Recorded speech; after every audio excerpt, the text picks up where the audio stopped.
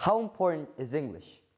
Well, it's called the universal language, the language of the world, and it's literally used in every single popular song, movie, books, theories, and everything else. But what about its stance in this country? In Indonesia? Well, I think it's quite sad and disappointing, especially for the future generation of this country. And in this speech, I'm going to explain why. Good afternoon, ladies and gentlemen. My name is Ibrahim Dompas from Smat Krida Nusantara.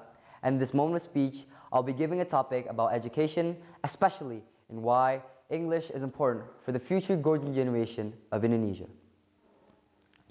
Ladies and gentlemen, I get it that each and every one of us has that sense of nationality, that sense of pride to keep off bad or Western culture. And I get it that each and every one of us has that sense of pride. But sometimes we cannot really differentiate which one to actually learn or which one to actually keep up. From my experience, I still see people and students, or even young students, getting made fun of for learning or trying to speak the language itself. And that's the problem we're having here. Either gatekeeping to knowledge or just don't want to learn something new that should actually be prioritized. Come on guys, it's 2022 and learning a language isn't something negative. It isn't something you should keep out of this world. Let's talk about data and facts here. According to the Babel.com magazine, out of the world's approximately 7.8 billion inhabitants, 1.35 billion of them speaks English. And although not the majority of them are native English speakers, 360 million of them speaks English as their first language. Now, 1.35 billion, that's about 15% of the whole world population. And that might seem like it's not a lot, ladies and gentlemen, but believe it or not, it's the most and it's the #1 most used language in the whole world. Heck, we don't even know, maybe aliens outside of this world uses English as their communication device. And that is also why, ladies and gentlemen, the MUN and the United Nations conferences uses English as one of their 6 language translators.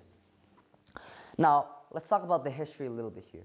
There's 2 theories of how did English get so widely spread and get so famous. First, there's the British Empire theory, where they're good at colonizing and they spread English throughout colonizing half of the world. Their main focus direction was Asia and Africa. Then, there is the mighty United States theories, where the Americans was thriving to all around the world when European countries was suffering and recovering from World War I and World War II. From then, American business grew and the language trade spread it instantly all around the globe. Now, let's talk about why is it so important? Why does everyone need to prioritize it so much? Why is it so important for the future golden generation of Indonesia's future?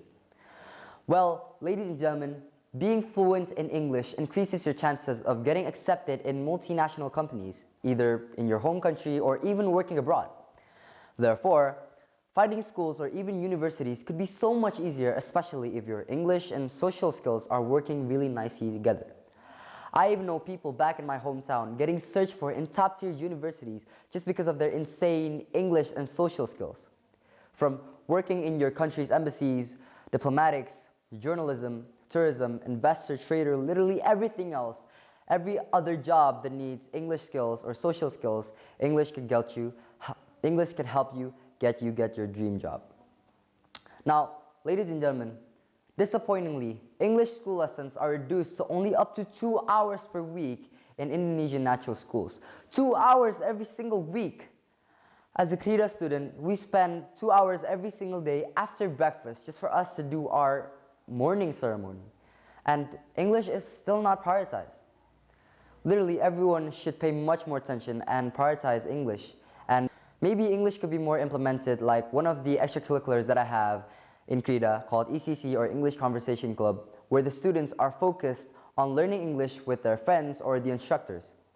Maybe by that, voluntary students could be more focused and more comfortable by learning English, especially if it's with their friends and there's no judging and commenting involved. Sadly, ladies and gentlemen, I even heard news from Kemendikbud.com in 2019 that English lessons was being unmandatory for junior and senior high schools. Seriously, English is one of the most compulsory subjects for university and academy registrations, and it's still not prioritized by the government and everyone else. The government should pay much more attention to the education and language curriculum, especially for our better generation. If you have a lot of English-related experiences in high school, maybe top-notch universities are looking for you. from international relations, communication studies, and English literature major might be the perfect place for you. Not even that, students in my school are mainly focused and have a target to go to government and academy schools like Akpil, Akpo, Poltekim, STIN, and other government schools. And schools like that still finds and needs students who has great English and social skills. Because, ladies and gentlemen, who else is going to defend our country from international intruders if not our generation right now? I just think how powerful and useful this language could be if we all knew how to use it well and properly. And ladies and gentlemen, I think we should all try to learn and accept this language, especially for the future golden generation of Indonesia. I think that is it for me. My name is Ibrahim Dompas from Smat Krida Nusantara, and that was my speech. Wassalamualaikum warahmatullahi wabarakatuh.